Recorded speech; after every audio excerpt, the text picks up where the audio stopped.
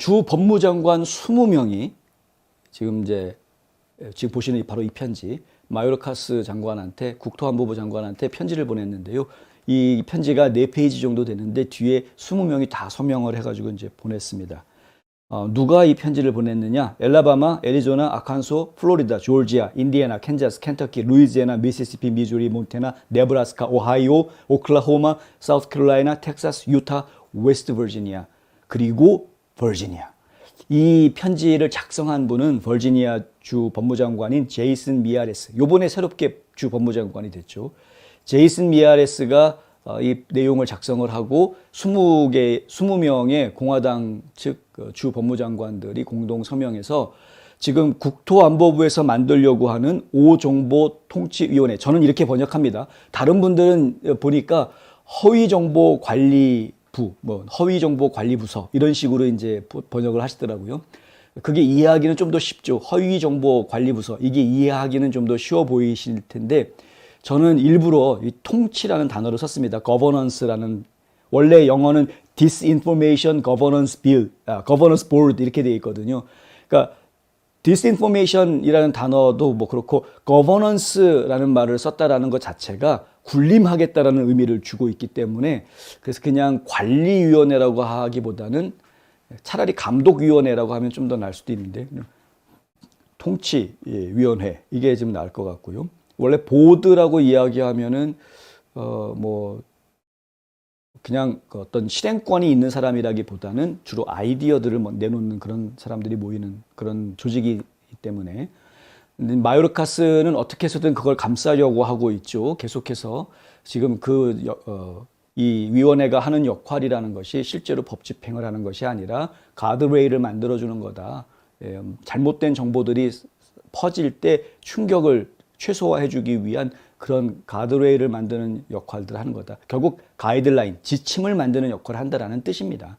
결론적으로 지침을 만들게 되면 그 지침에 따라서 다른 연방정부기관들이 다 움직이게 된다라는 것이죠. 그러니까 말로는 얘네들은 그냥 사무실 안에서 일하는 사람들이고 그냥 지침만 만드는 사람들이야. 이 사람들이 뭐 국민들 감시하는 거 아니야 라고 말로는 하지만, 이 사람들이 만드는 정책으로 인해서 다른 FBI니 CIA부터 시작해가지고 모든 연방 조직들이 국민들을 다 감시하고 검열할 수 있는 그런 권한이 생기게 될 수도 있다라는 이야기죠. 더더군다나 그렇게 국민들의 삶에 직접적인 영향을 줄 수 있는 정책 가이드라인을 만드는 곳에서 의회의 감독을 안 받으려고 하면 곤란하죠.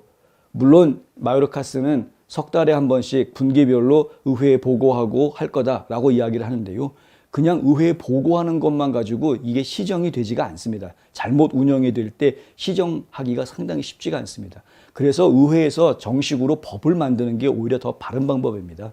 차라리 의회에서 제대로 된 법을 만들 수 있도록 어떤 자문위원회를 만들어서요. 그 자문위원회에서 이런 잘못된 정보들이 퍼지는 걸 막기 위해서, 혹은 그 충격으로부터 피해를 덜 받게 하기 위해서는 이러이러한 안전장치들이 필요할 것 같다라는 것들을 연구하게 하고, 그 연구 결과를 가지고 의회 의원들이 서로 논의해서 법을 만들게 하는 것이 오히려 바람직합니다. 순서상으로는 그렇습니다. 물론 시간이 많이 걸리겠죠. 그리고 그 법이 통과가 안 될 수도 있을 것이고, 하지만 절차상으로는 그것이 더 합리적인 방법이다라는 이야기. 이거 절대 우리가 반대해야 되는 겁니다. 5정보통치위원회. 이 서한에 보면은 여러 가지 지적들을 하고 있는데 그 중에 한 가지가 이런 이야기가 나오고 있죠. 그러니까 지금 이제 사무총장을 맡겨놓은 그 사무총장의 젠코위츠. 이 젠코위츠가 도대체 무슨 자격으로 거기에 사무총장을 하고 있느냐 하는 이야기, 그런 부분들 나와 있고요. 그리고 이 서한에 보면은 이런 내용들도 있습니다. 정부검열위원회를 창설한, 이 정부검열위원회, 그러니까 연방정부가 검열을 하는 위원회를 만들었다 이겁니다. 지금 주 법무장관들이 주장하는 내용은 법적 권한이 존재하지 않는다. 그런 권한이 없다는 거죠. 연방정부한테. 연방정부가 언제 국민들을 검열하는 권한을 가졌었느냐. 헌법에서도 그건 인정 안 해주고. 의회는 미국에서 인식되고 있는 5정보의 위험성을 해결하기 위해 다양한 조치를 고려했지만 어떤 조치도 통과된 적이 없다. 아까 말씀드렸죠. 좋은 제안들을 여러 군데서 수렴을 해가지고 법을 만들어 통과시키는 게 원칙이 있고 그것이 바람직할 텐데, 법을 만들어서 통제하려고 했는데 실제로 그 법이 통과된 적이 없다라는 겁니다. 국민을 검열하는 법을 통과시키는 경우는 정말 눈도 찾아보기가 힘든, 매우 드문, 미국에 딱 하나 있습니다. 애국법. 테러리스트들의 활동이 감지됐을 경우에, 특별한 경우에 한해서 애국법을 사용하는, 이제 한국식으로 얘기하면 그게 보안법 같은 건데요. 그러니까 애국법을 적용을 해서 수사를 하게 하는 경우에는 도청, 감청 이런 것들이 이제 가능하죠. 근데 그것은 도청, 감청 정도 수준인 것이지 그게 검열 이런 느낌은 또 아닙니다. 근데 어쨌든 간에 그거 외에는 지금 의회에서 통과된 법이 없다라는 겁니다. 어떤 법으로도 국민들을 감시하고 견제하게 하지는 못하게 하고 있는 것이다. 지금 트위터라든가 페이스북이나 유튜브나 이런 것들이 사용자들을 막 검열을 하고 내쫓아내고 하는 것은 사기업이기 때문에 가능한 일입니다. 정부는 그걸 하지 못합니다. 정부는 그런 식으로 할 수가 없습니다. 왜? 국민들한테 서비스하고 봉사하는 것이 기본 업무이기 때문에 그런 것이죠. 그런데 사기업은 얘기가 다르죠. 예를 들어서 우리 식당 안에 손님이 들어왔는데 손님이 음식 맛이 없다고 투덜거린다. 그러면 손님 우리 집에서 드지 마시고 나가세요. 내보내 버릴 수 있는 거 아닙니까? 예. 그거는 이제 사기업에서는 벌어질 수 있는 일입니다. 그래서 그거를 지금 정부가 규제하기가 굉장히 애매한 상황이라서 지금 빅테크들의 횡포를 어찌하지 못하고 막 이거 어떻게 해야 되나 막 고심하고 있는 이유들이 그런 것들인데, 지금 정부는 어쨌든 간에 국민들 위에 군림하려고 해서는 안 된다. 그걸 다시 한번 지금 분명하게 하는 것이죠.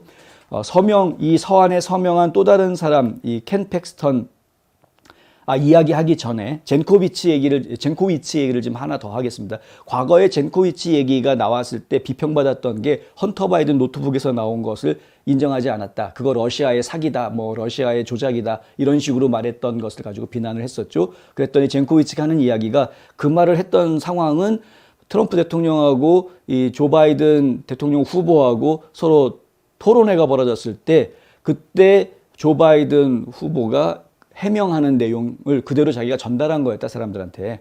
이런 식으로 해명을 했었습니다. 그런데 그것만이 문제가 아니다, 이거죠.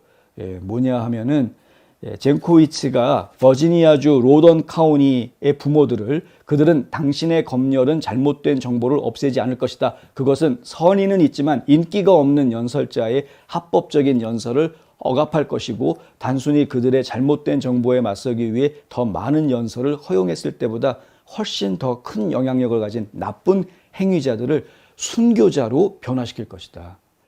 라고 경고했다는 겁니다. 말이 좀 복잡하죠? 바꿔서 이야기하면은, 라우던 카운티 여러분들 기억나시지 않습니까? 트랜스젠더 학생이 치마 입고 덜렁덜렁 여자 화장실 들어가가지고 그 여자 화장실에 있는 여학생을 성폭행을 했다. 폭행당한 아버지가 그것을 문제 삼아서 이야기하려고 하니까 그냥 덮어버리면서 조용히 그 아이를 다른 학교로 그냥 보내려고 했다. 근데 이놈은 다른 학교 가가지고 또 그런 범죄를 저질렀다. 참다 못한 보안관이 그놈을 잡아들이죠. 그래서 법원에서 유죄 판결을 받습니다. 격분한 아버지가 교육위원회에 찾아가죠.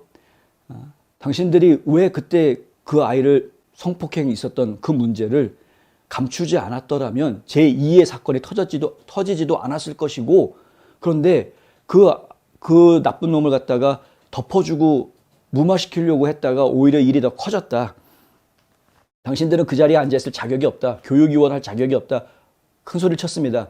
그랬더니 이 교육위원들이 회의를 중단하고 경찰을 불렀죠. 그래서 그 아버지를 수갑 채워서 회의장에서 끌어내게 만들었습니다. 나쁜 짓을 한 사람인데, 분명히 나쁜 짓을 한 사람인데, 이게 말이 안 돼가지고, 말이 이상하게 돌아가가지고 오히려 나쁜 짓을 한 사람이 순교자가 돼버리는 이런 상황이 되면 곤란하다는 거죠. 그것이 지금 젠코위치가 가지고 있는 위험성이다, 이렇게 이야기하는 겁니다. 검열이라는 건 함부로 하면 안 되는 겁니다.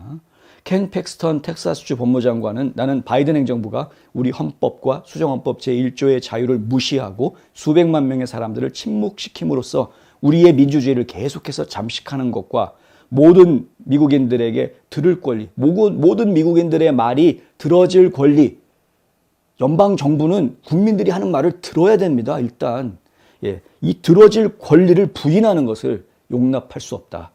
여러분은 단순히 여러분이 동의하지 않거나 여러분의 대의에 정치적으로 해를 끼친다고 생각하는 모든 연설을 가짜 뉴스, 허위 뉴스로 분류할 수 없고 미국 국민들이 정부가 그들이 생각하고 말할 수 있는 것을 그들에게 말하는 것 무슨 얘기냐?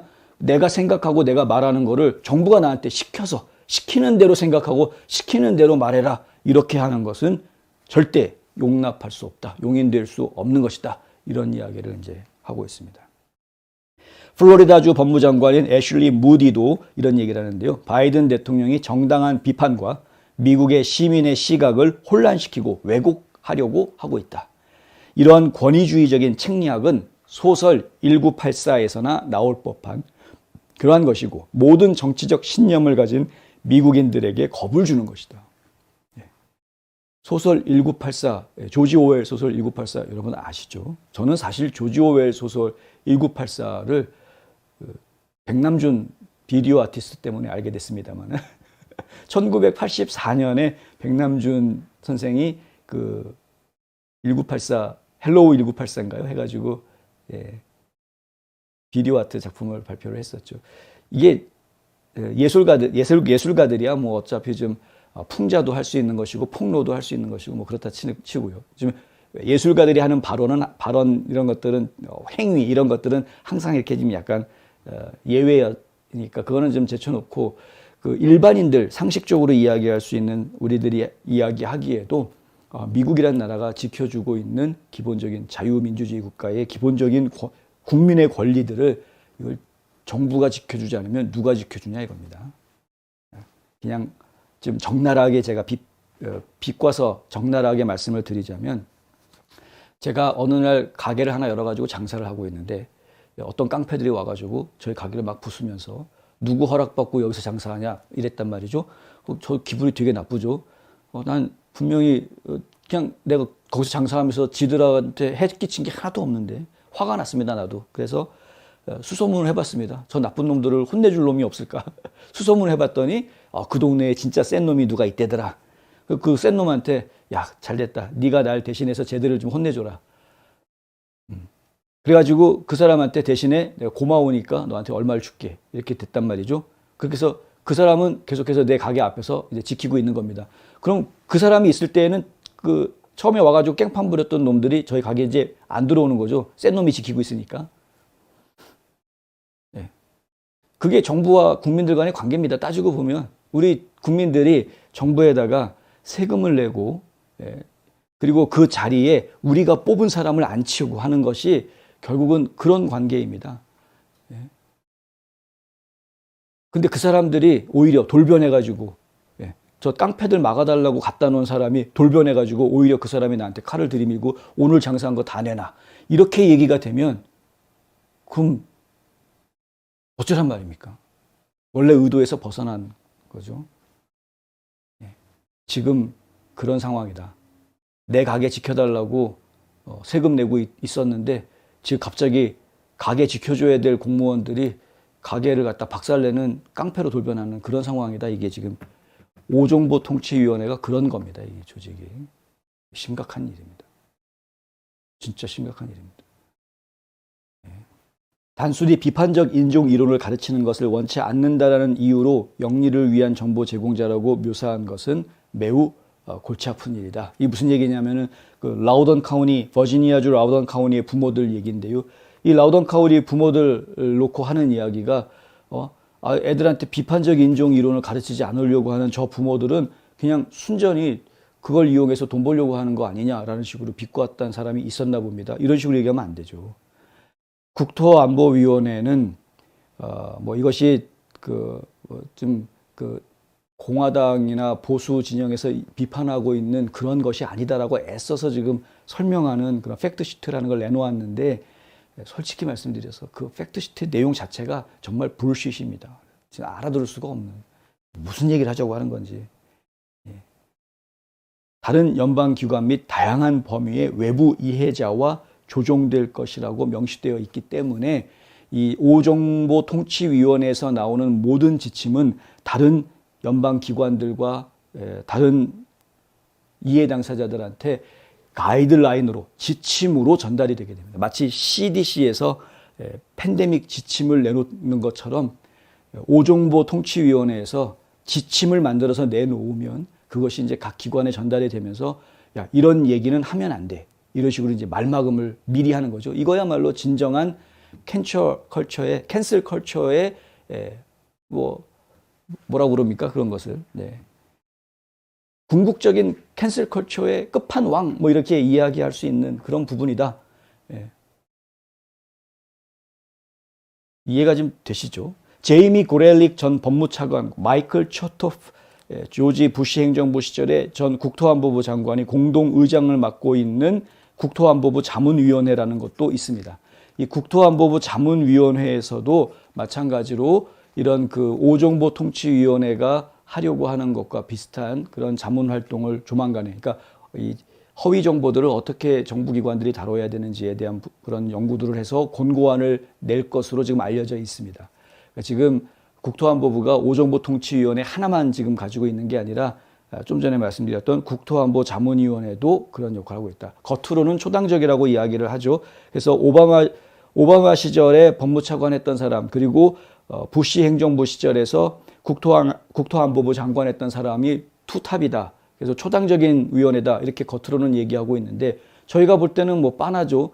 민주당 사람들하고 라이노들하고 이렇게 해가지고 만들어 놓은 허접 쓰레기 집단으로밖에는 보이지 않죠. 진짜 제대로 된 결과가 나올 수 있을지는 저희는 결과가 나와봐야 알겠다. 지금 사람들만 봐가지고서는 100% 우리가 신뢰할 수 없다. 예, 그런 이야기이고요. 오정보통치위원회 어쨌든 무슨 일이 있어도 막아야 되겠다라는 거 다시 한번 저희가 강하게 말씀드립니다.